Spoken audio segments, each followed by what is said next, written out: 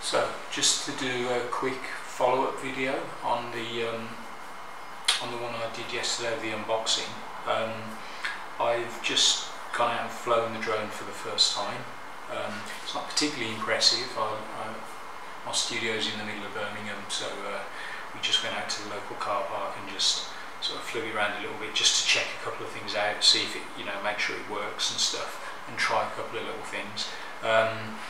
The one thing I really wanted to try was the tracking, but not necessarily, I haven't got space here to track myself really or do anything, but what I wanted to test, a lot of the shots I do when I'm doing filming products or stuff like that, is I want to basically control the drone so it points at the product that you're photographing or videoing, and as you move the drone to the side, I want it to keep pointing at that object. So obviously this supposedly came with a way of tracking and doing that, so I just went out and tried that in the car park a couple of minutes ago, and that seems to work. It seems to do it as you go up and as you go across as well. The shots aren't particularly great, they were never going to be. This is just me testing stuff out.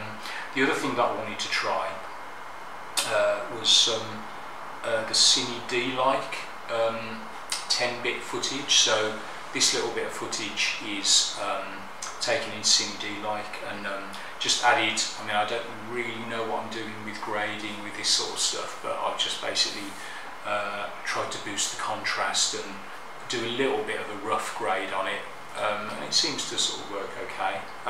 So that's interesting. Whether or not it looks that different to the normal mode, is debatable really, but it's good to have, certainly.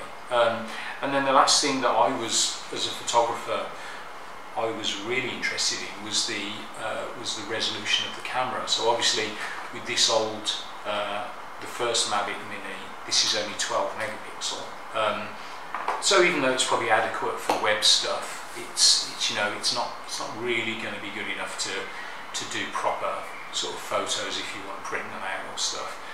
So that's one of the reasons that I bought this, that I decided to buy this as well, was because of the 48 megapixel camera. Now, apparently it's not a 48 megapixel camera in reality, it's still 12 megapixel, but it does some sort of software thing where you can interpolate it up, whether it shifts pixels or something. I'm not really sure what it does, but you end up with a 48 megapixel image. So I tried that on this shot, and interestingly I tried to take the same shot with my Nikon D850, which is 46 megapixels I think, and just do a comparison to see what they look like. And obviously the Nikon's going to be sharper, it's got an expensive lens on it, and it's got a bigger chip, so it's always going to be a bit better. But actually, considering this is interpolating it up, it's not too bad and probably is usable for a lot of stuff. So yeah, I need to get out and do some better looking footage at some point. But yeah, it seems to work, so I'm happy with it at the moment. I think it's really going to help me with doing product shoots and maybe some automotive stuff that I might be doing in the future with it. So yeah, sort of fairly happy at the moment.